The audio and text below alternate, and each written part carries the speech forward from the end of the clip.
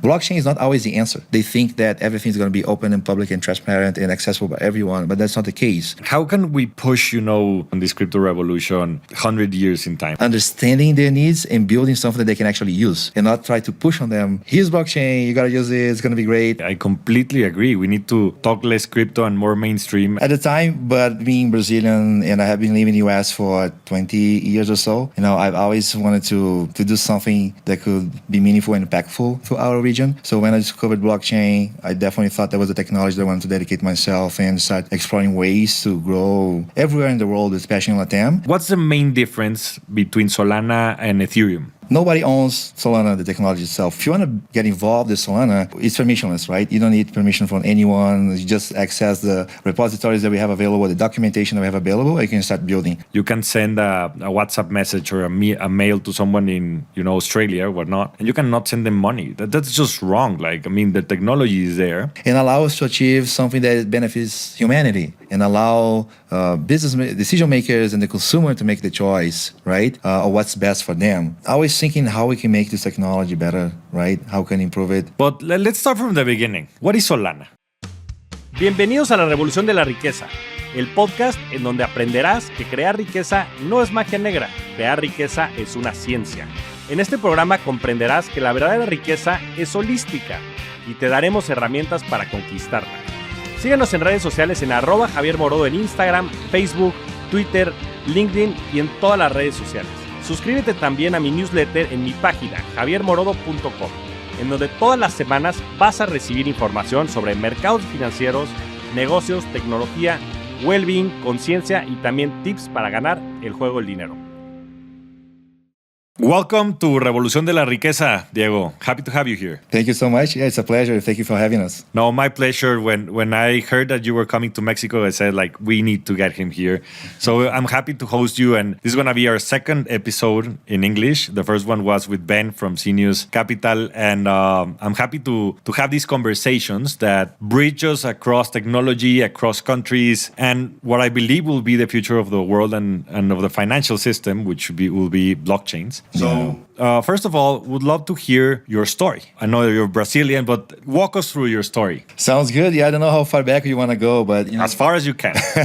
Being Brazilian, and I think a lot of us in Latin America, the dream is to be a soccer player. Yeah. Couldn't make it in Brazil, so I thought maybe I'll try in the US. Might be easier there. Yeah. So I went to the United States. Definitely didn't make it there as well. Very competitive, but I managed to get a scholarship, go to college, and then start my career in the US. I worked consulting, investment banking, and then technology at Sony for a while. When I was doing investment banking, I was focusing on the technology sector. I was definitely interested in working in that space. And I was hearing things about AI, metaverse, and blockchain. And I decided to go to Sony because they were working with all of these technologies. So at Sony, I was working specifically with PlayStation, but also helping shape the future of the company. So we were thinking about VR, AR, and blockchain. And it really got my attention, blockchain, especially during the time when NBA Top Shot, CryptoKitties around that time with Dapper Labs. A lot of interesting things was happening on the consumer side. I created an innovation program at Sony to help us connect with companies in that ecosystem, and through that, I discovered Dapper Labs. So I really like them. And this was around 2020, or? Yeah, around that time. Yeah, Top Shot had been launched. And by the way, I think to this date, NBA Top Shot is the best consumer product that we have seen in Web3. Wow. We did $2 billion in sales, of which 60% were just on credit cards, which is really great, right? Really awesome. Mainstream consumers. And if you look at the product itself, there's no mention of blockchain or NFTs, nothing. Which is good. It's good, yeah. We abstract away, right, all these technical terms and technology and really focus on the product and the quality of the experience of the consumer. So I was very happy to have this experience while I was there. But at the same time, my role there was a strategy and helping grow the Flow blockchain, which was powering that ecosystem. And I look at the space, and Solana was doing something amazing in terms of how they were approaching not just the technology side, but also growing the community. I really like how they were doing a lot of events, really focused on initiatives and putting the spotlight on the founders. So I decided to join Solana, initially in a role to help grow a source of revenue for the foundation so we can keep doing the amazing events that we were doing at the time. But being Brazilian, and I have been living in the US for 20 years or so, I've always wanted to do something that could be meaningful and impactful to our region. So when I discovered blockchain, I definitely thought thought that was a technology that I wanted to dedicate myself and start exploring ways to grow everywhere in the world, especially in Latam. And when I found Solana, that's the team or the product that I wanted to bring here. So I pitched to the foundation, then let's go to Latam. I volunteered to do this. And then a few months ago, we launched in Brazil officially, and now launched in Argentina with the Crecimiento movement that's happening there.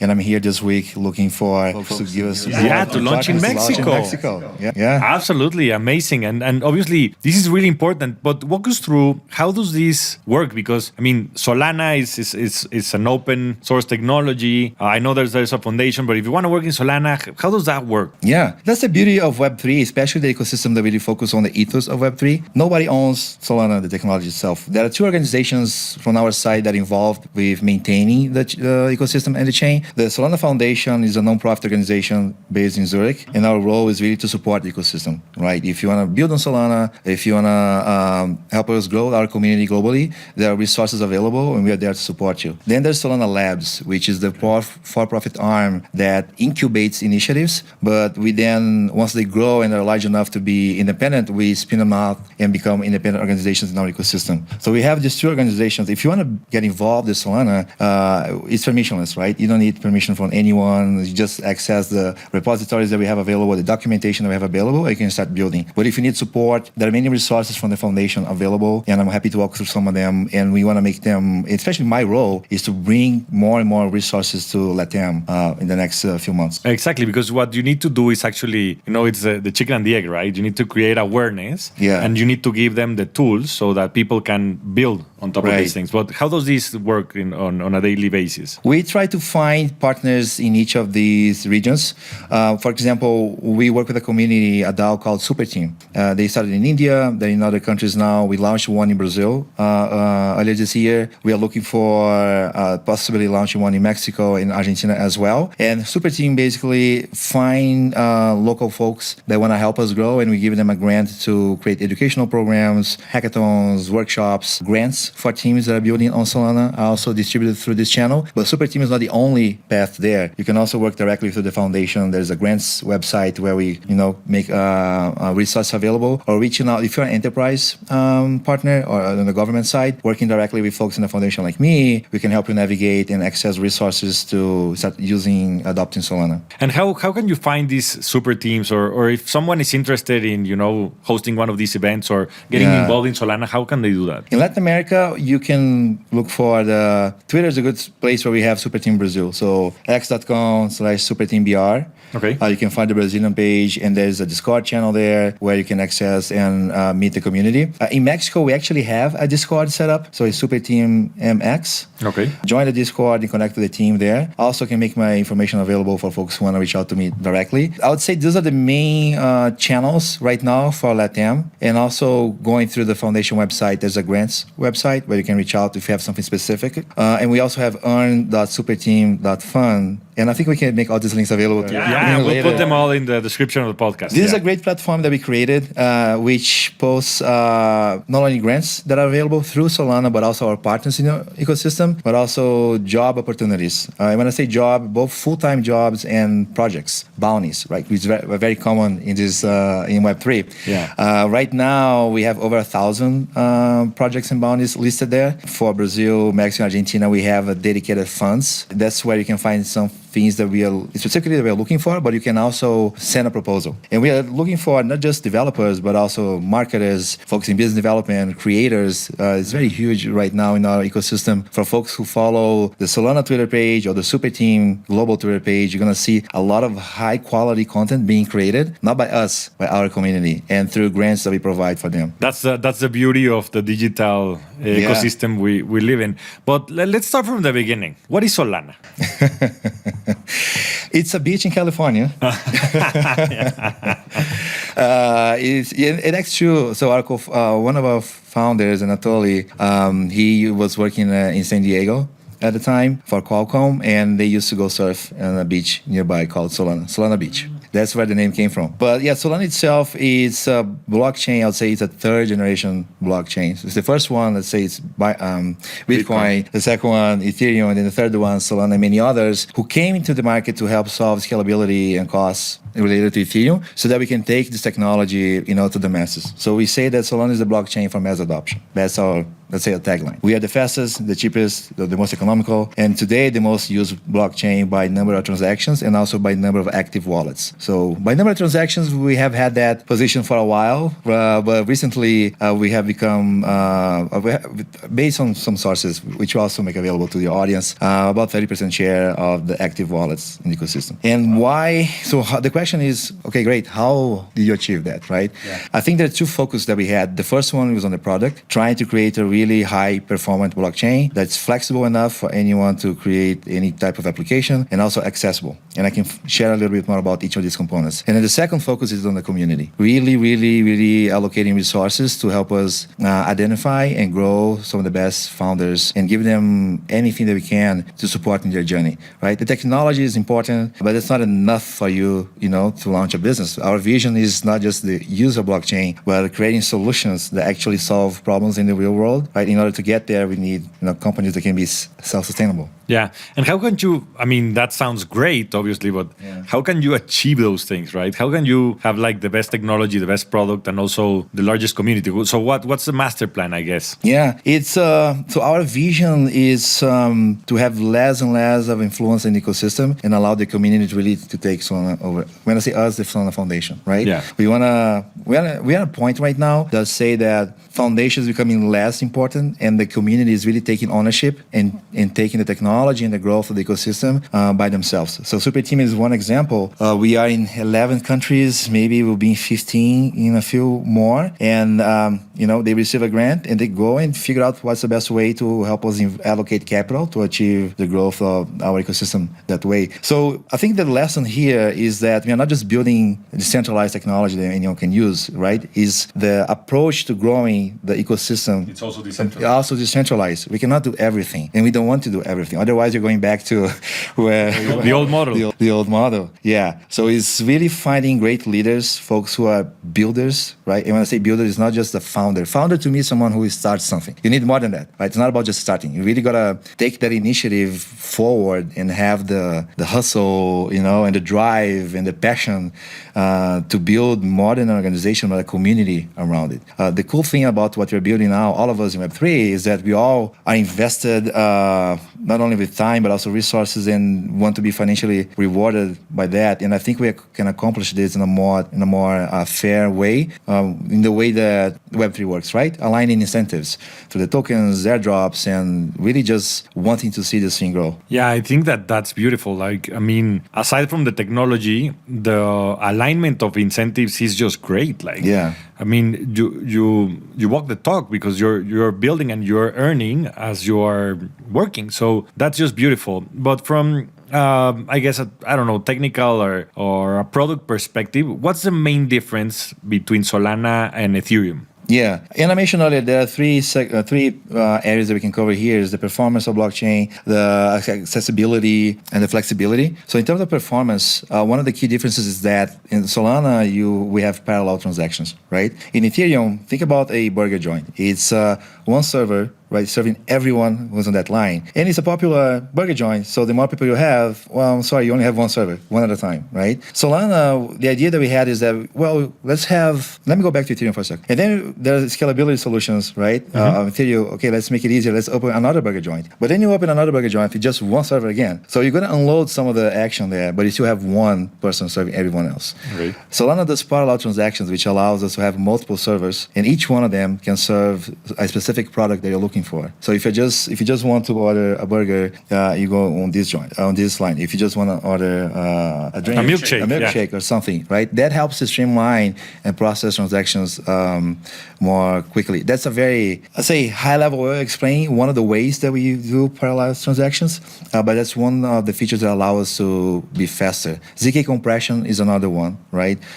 Condensing a lot of information in a small amount, which makes it very cost efficient to not only to process information, but also to conduct transactions on chain. So much so that a recent study showed that to mint 1 million NFTs on Solana costs around $130, and then Polygon would be around $18,000. right? Wow. And that's much cheaper than the $7 million that would have cost on Ethereum.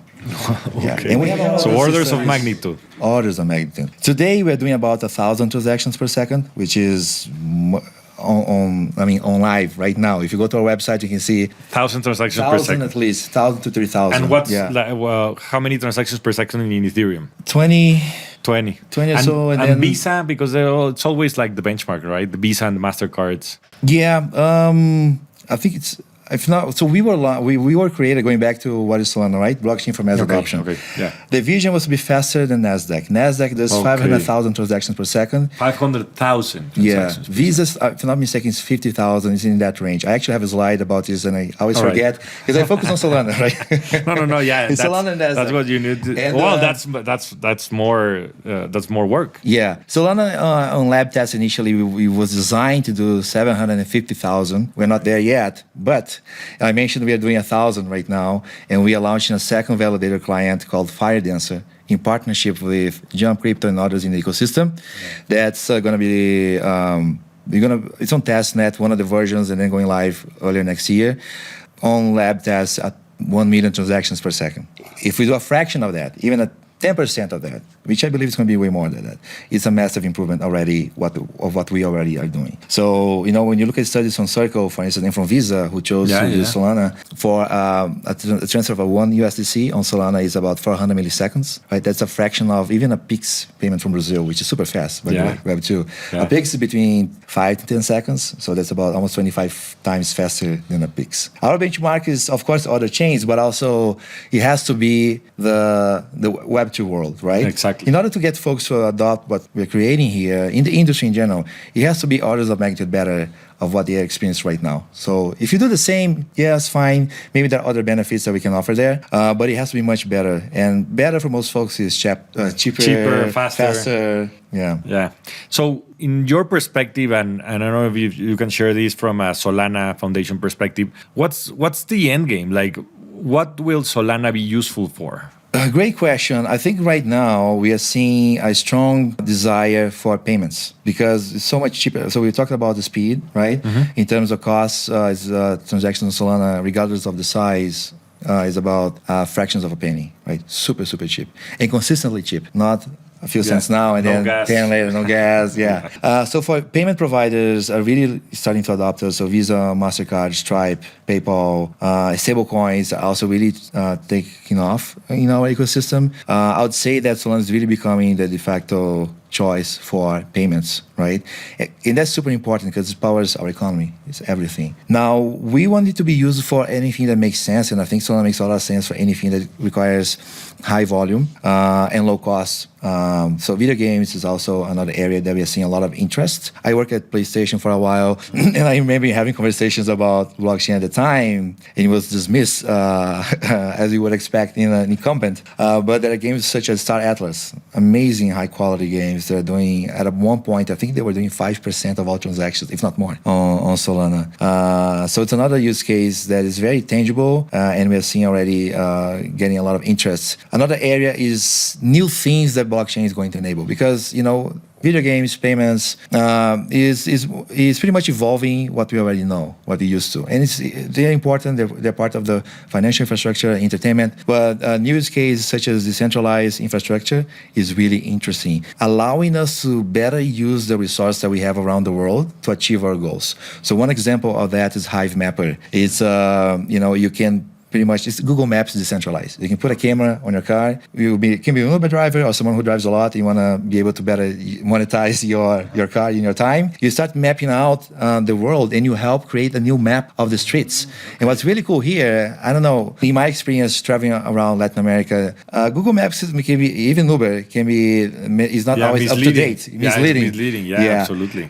So with this approach, we have the community engaged, right? We always have the most up-to-date information. information. We can reach places that may not be economically viable for the big players to go and map out, and allow us to achieve something that benefits humanity, right? Mapping out the world, and even collecting data that allow us to design AI models to better improve our transportation systems. That's just mind blowing. I believe that. I mean, a lot of these decentralized physical infrastructure plays. I mean, I know Helium, Yes. Filecoin, also just decentralized Amazon Web Services. Those things are huge. Like if we can power our cell phones and other things just to earn extra income because of the infrastructure that we have, technology infrastructure. That was going to be my question. Like everything moves in cycles here, bull markets, bear markets, whatnot. But especially the couple of last cycles, and most of the activity, I guess, was around Ethereum in those times. But in the 2017 bull market, it was ICOs, like the big thing. Decentralized like funding structures, which is really useful. You want to raise some money. Then probably NFTs and all of the things that you were talking about, Top Shots and all of these things. What do you think will be like the big thing in this bull market that we're seeing? Other than payments, really helping the end-to-end process, because there are a lot of players interested, a lot of startups coming in, but we are not quite there in terms of the flow of capital from I'm earning crypto, I'm spending my crypto in an easy, simple process as it is today in Web2. It's not that easy in Web2 either, right? The second one is, I guess, RWA, so real-world assets, tokenization of assets. I think that there's going to be a huge unlock of the actual technology itself, allowing us to access things that would not have been possible with traditional technologies, right? Just being able to tokenize a physical asset and make it more accessible to investors, making the data more accessible as well in the process itself. There's a company in Brazil called Genesis. They are building infrastructure for the investment management process. So you work in investment banking.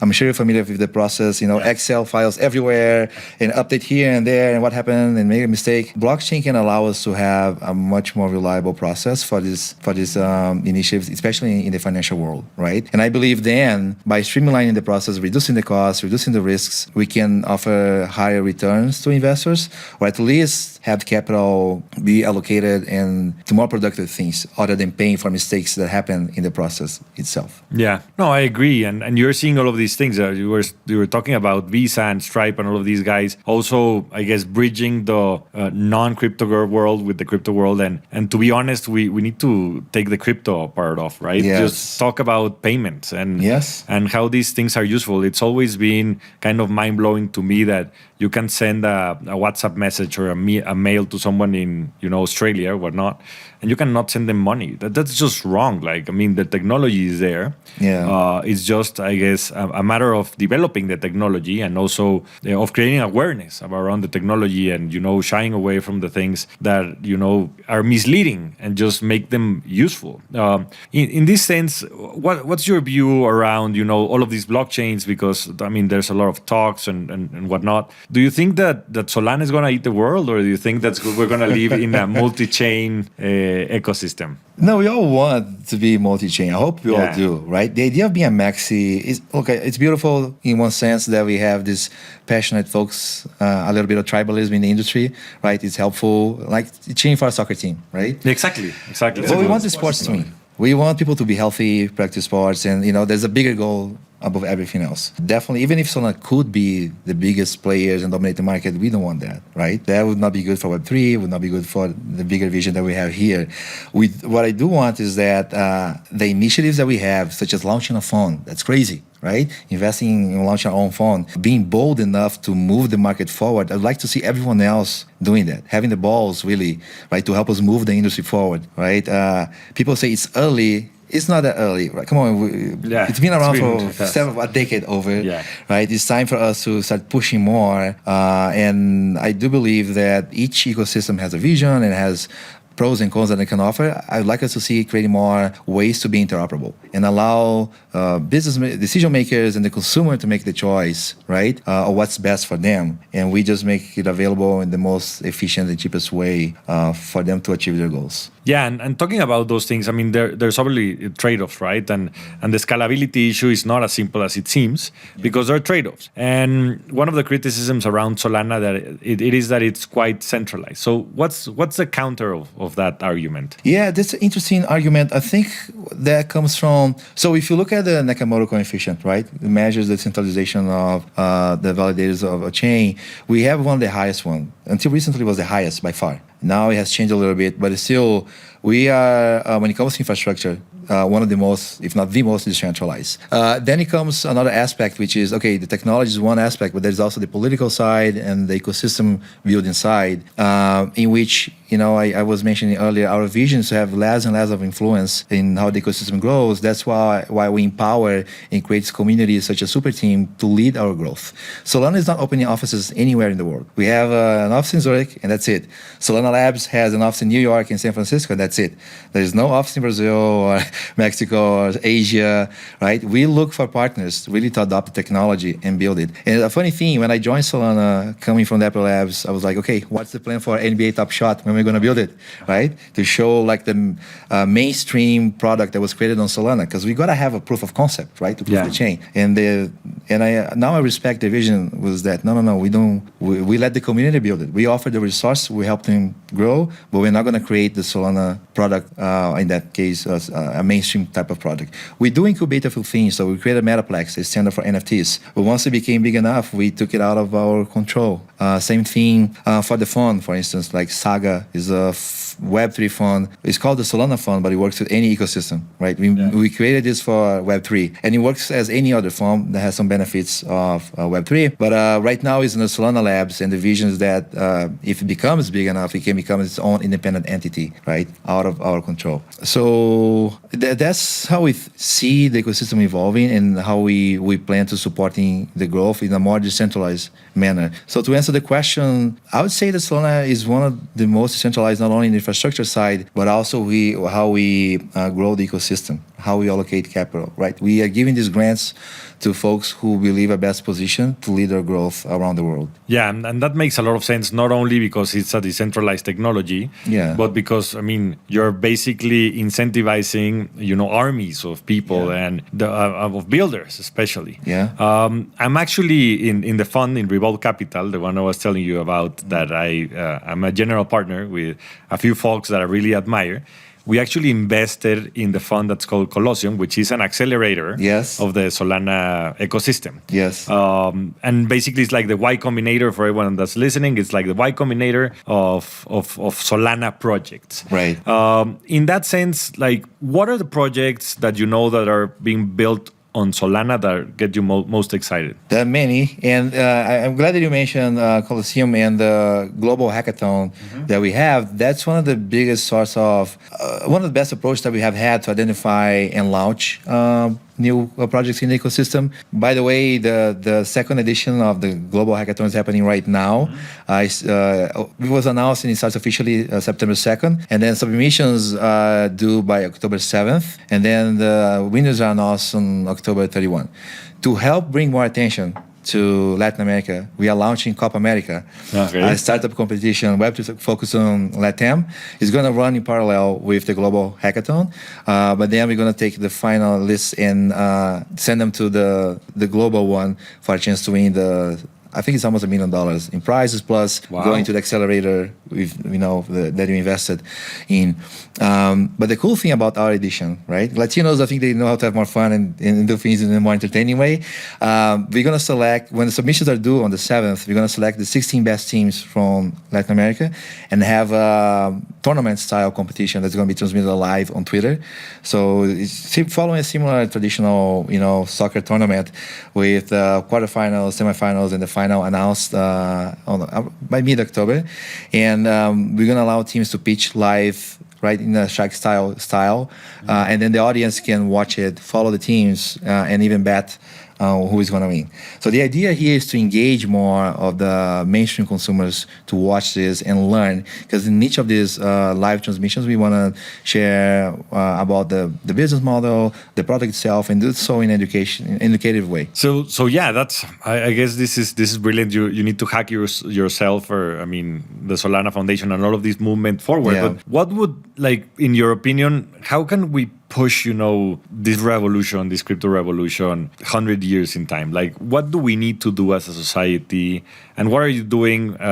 You're talking about this decentralized effort, but how can we make this come true? Yeah. I'll answer that along with the question you asked me before, because I didn't answer it. It was about projects that I'm excited about. Oh, yeah, absolutely. Yeah. So one of them is Sphere. They're creating basically a new payment system that's on blockchain rails, right? That allows us so they try to go to market with traditional way the folks go in payments, like on-ramp, off-ramping, using a mix of crypto and traditional finance systems. They're going to recreate pretty much I wouldn't say a fork of Solana, but it's a version of Solana focused only for payments.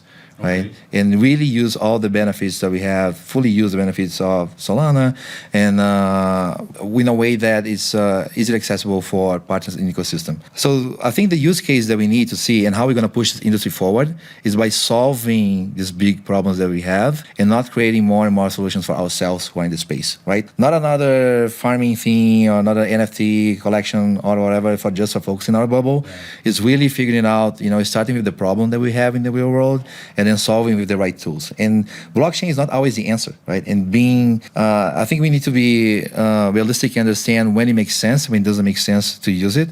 And when it makes sense, really put everything that we have of the technology to solve that. Sometimes it may seem like too big of a problem to solve, such as in this case, create a whole new payment rails, right? Yeah. But it has to be done, right? Using pieces of what exists and try to put a lipstick, right, on some of the components with some of these technologies is not going to solve it. One example is the fintech revolution that we have seen in Latin America, right, over the past few years. If you look at the fintech stack, right, of all the components, we were able to solve mostly UX, UI problems, exactly. But the infrastructure is still there. The same. Dated systems, the Excel files flying everywhere, right? Legacy systems. That's what we need to solve now, is really the infrastructure, and that's where blockchain can help. So Sphere is a great example. They are focusing in Latin America.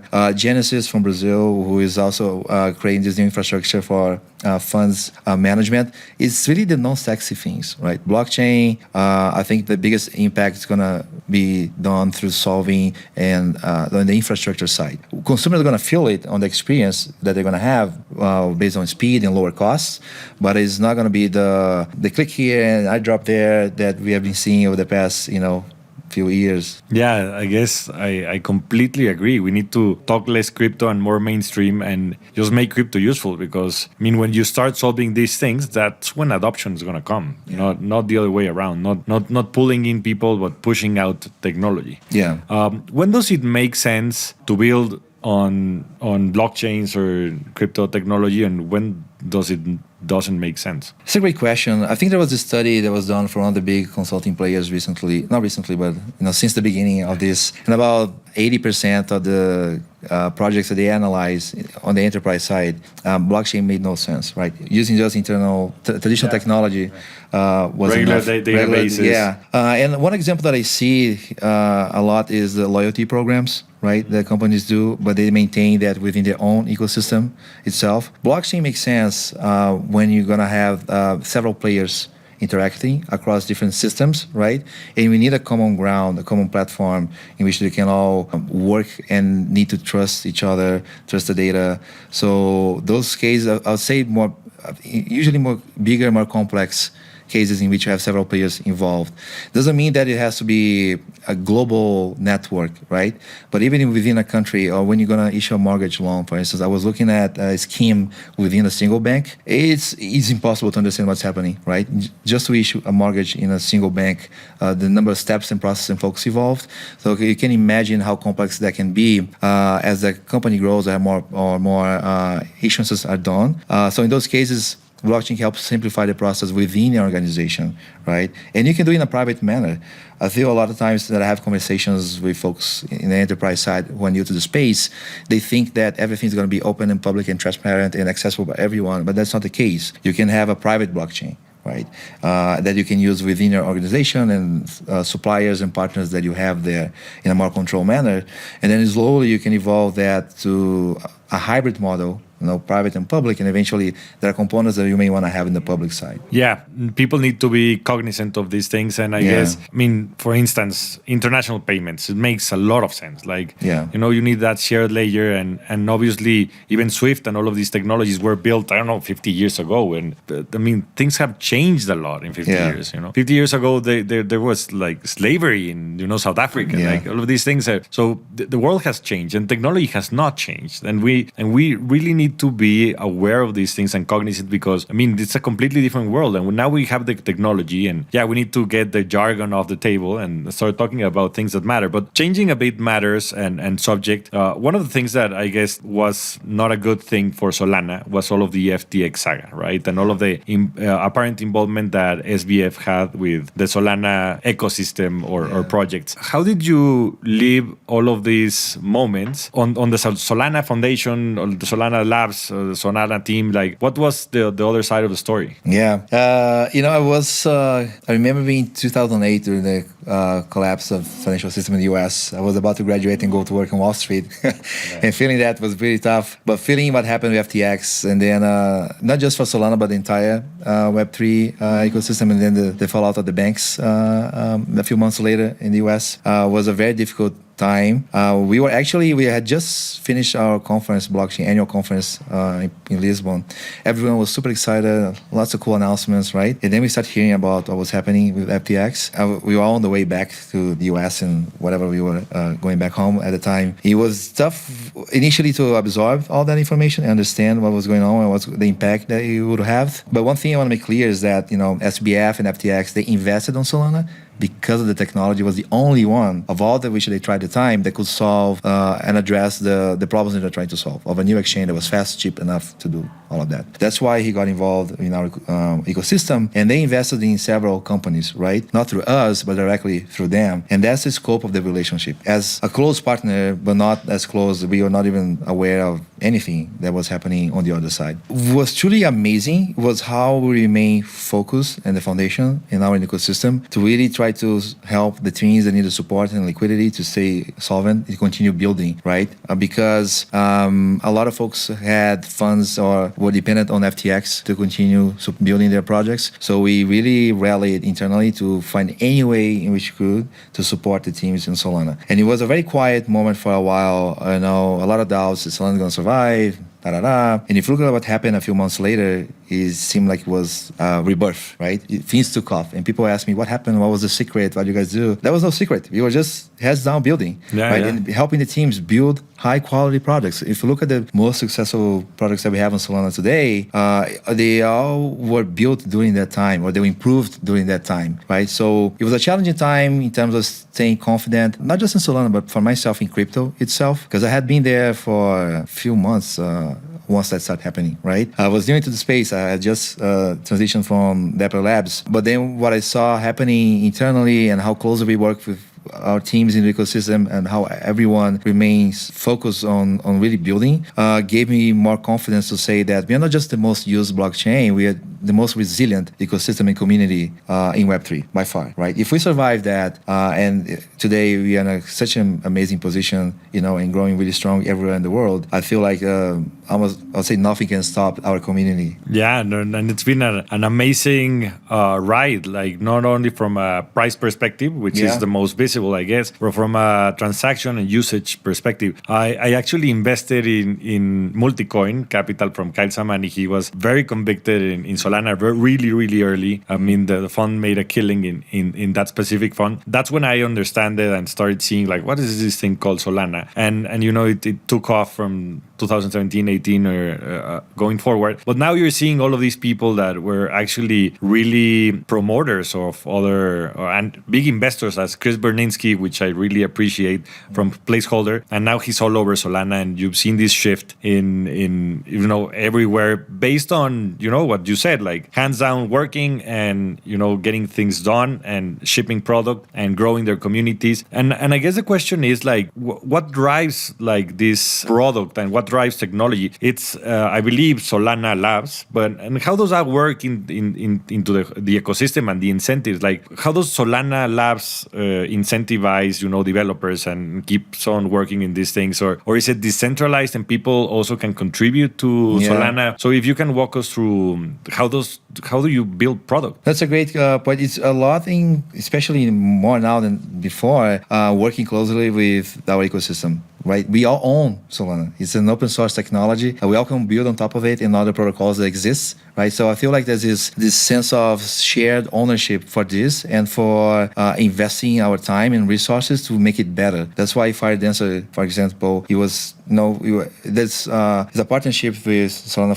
Labs, but also Jump Crypto in developing the technology. Saga, for instance, the success of the fund, even though it was incubated and created for Solana Mobile, the success of the fund was because of all the partners who built dApps in that ecosystem and offered rewards for the owners, so much so that the value of the rewards today are over 3 times the cost of the fund. It's crazy that you buy a device and you make 3 times more of what you paid for it. It's really working in the community. Token extensions is an example of a new product that we launched that allows you to customize at the root level what the token can do. That was done based on feedback from our community, financial institutions, to help create a solution for what they needed and could adopt. I think that we are maturing as an industry in terms of working more closely with Web2, right, the traditional folks, understanding their needs and building something that they can actually use and not try to push on them. Here's blockchain, you got to use it, it's going to be great, right? There's all these benefits is, as we discussed earlier, is starting with the problem that we have and figure out what do we need to build to solve that problem. Blockchain, yes, is a great technology. There are many benefits, but then to make it useful, right, there are many components that need to be created on top of it. One example, so I mentioned token extensions is one of them. Permission environments, you can pretty much have your own Solana in a private environment. It's another one. Blinks is an amazing one. I love it. Blinks allows you to put a link anywhere on the web. Anywhere you can put a link on Instagram, Twitter, whatever, right? That